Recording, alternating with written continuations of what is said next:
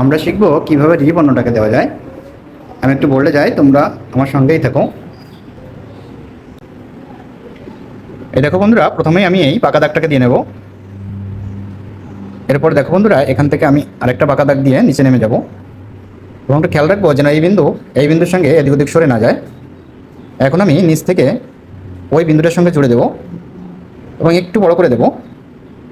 এবার দেখো বন্ধুরা, এই দাগটার এখান থেকে এর মাঝ বরাবর থেকে আমি একটা দাগকে টেনে নিব এবং খেয়াল রাখবো যেন এই দাগের সঙ্গে মিশে না যায়। এবার দেখো বন্ধুরা, এখান থেকে আমি আবার উপরের দিকে তুলে দেবো ওই দাগ পর্যন্ত। এবার দেখো বন্ধুরা, এখানে আমি সেই অর্ধমাত্রাটা দিয়ে নেব। এখানে দেখো বন্ধুরা, আমি একটু অর্ধচন্দ্র আঁকবো এবং এখান থেকে এই প্রান্তের সঙ্গে জুড়ে দেবো। এখন আমি যদি ক্রমটা আঁকি, দেখো বন্ধুরা, আমি প্রথমেই এই দাগটাকে দিয়েছি। এরপরে দেখো বন্ধুরা, আমি এটাকে টেনে, এরপরে বন্ধুরা আমি এই দাগটাকে দিয়েছি। এরপরে আমি ছোট্ট দাগটাকে দিয়ে নিয়েছি, এখান থেকে আমি উপরের দাগটার সঙ্গে জুড়ে দিয়েছি। এই দেখো বন্ধুরা, এই অর্ধমাত্রাকে দিয়ে নিলাম। এবার দেখো আমি একটু প্র্যাকটিস করি। আমি এবার চকটাকে তুলবো না, তোমরা একটু দেখে নাও।